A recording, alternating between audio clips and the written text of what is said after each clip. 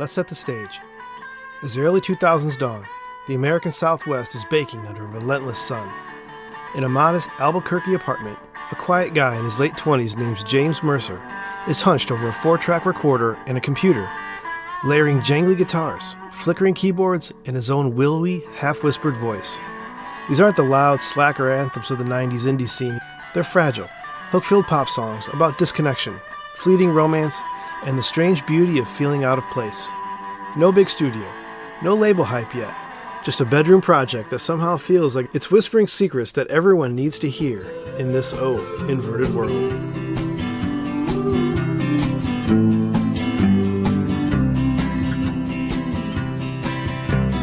Gold teeth and a curse for this town, we're all in my mouth, only I don't know how.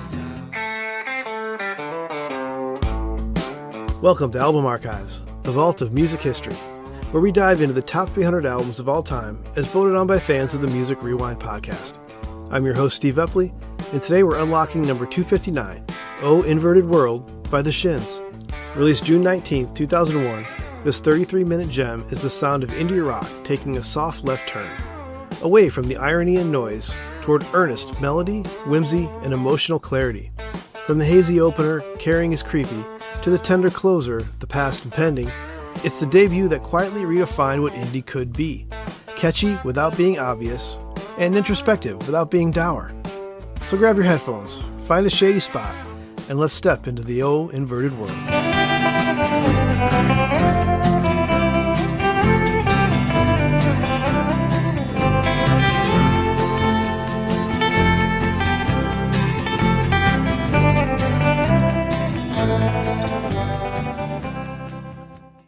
By 2001, James Mercer had already been grinding in the Albuquerque scene for years.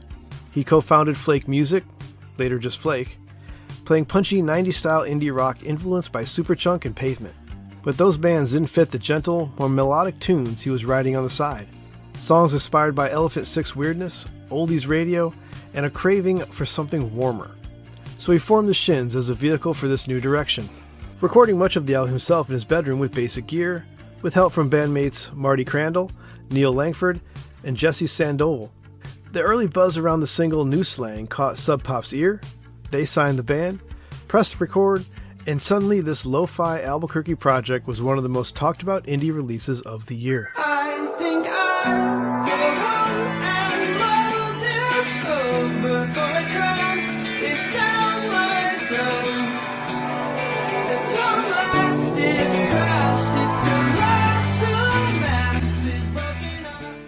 The album kicks off strong with the key singles and openers. Caring is Creepy sets the tone, dreamy, slightly uneasy, with Mercer's voice floating around chiming guitars with subtle keys like a half-remembered conversation. Know Your Onion brings quirky energy and a punchy reminder to have discipline amid the haze, while Girl Inform Me turns simple romance into something almost cosmic. Girl, inform me, all my senses warn me, your clever eyes could easily disguise some bad news. Purpose is enough to make me nervous, your oversized, a spit in my eye. Then comes New Slang, the song that changed everything. A shuffling folk pop ballad with that spaghetti western melancholy, lyrics about no roots, and doomed good lives that hit like a quiet revelation. These early tracks hook you with effortless melodies and just enough weirdness to feel fresh. Then the album dives deeper. One by One All Day and Weird Divide build atmospheric tension with flickering rhymes and cryptic lyrics.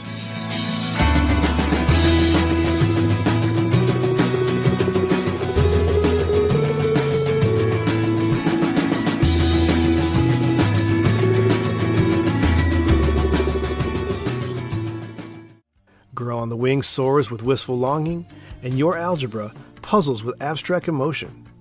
Pressed in a Book delivers a burst of jangly urgency. It all builds to the emotional peak, The Past Impending, Mercer's own favorite. A gentle, string-touched closer that feels like acceptance after a long, quiet storm. 11 tracks, no filler, just layered pop craftsmanship that rewards every listen. Blind to the last, close to the fair, pistols and countless lies.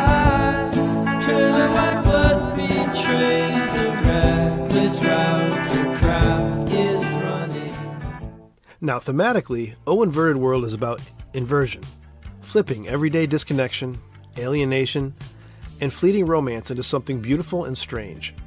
Mercer's lyrics mix whimsy with subtle ennui, worry wrapped in abstraction, optimism tinged with futility.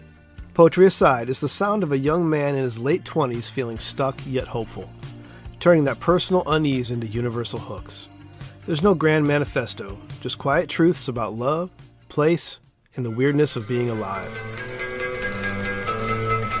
You may notice certain things before you die. Never to be sure they come. Let's put 2001 in context. Nu metal and boy bands ruled the charts. Post-grunge lingered, and the garage rock revival was still kicking off with the Strokes and the White Stripes. But under the radar, indie was shifting, away from 90s slacker irony towards something more earnest with melody and introspection. O Inverted World arrived at the perfect moment, a bridge from that psych pop to the softer, more baroque sounds that would define the decade. Critics loved it, Pitchfork praised it for its unpredictability, and it landed high on the year-end lists. And it quietly helped make room for a new wave of American indie music.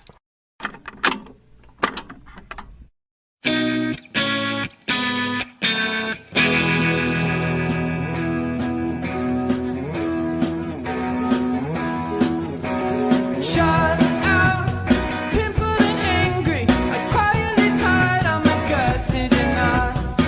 I gave up, I'm tired. Why does O Inverted World still endure today? Because it's a timeless bedroom pop that feels both intimate and expansive. Because new slang still captures that ache of young adulthood perfectly. Because the whole record sounds like summer turning to dusk, warm, hazy, and full of possibility.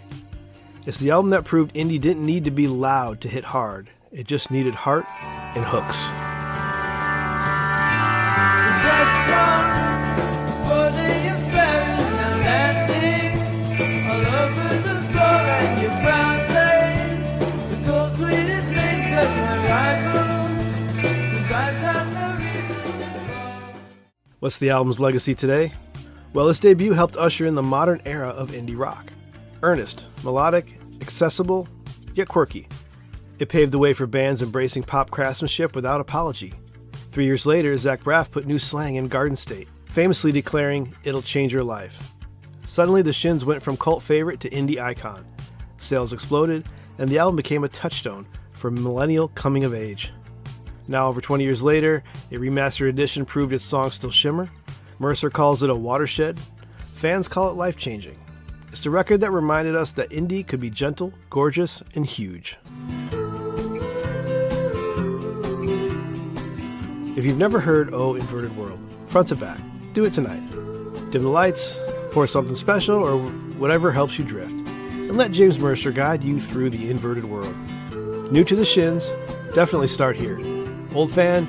You'll hear new layers in the remaster. Either way, turn it up and let the details emerge. Indie pop doesn't get much more enchanting than this. That's it for this edition of Album Archives. If you enjoyed it, share it with a friend or leave a review wherever you listen.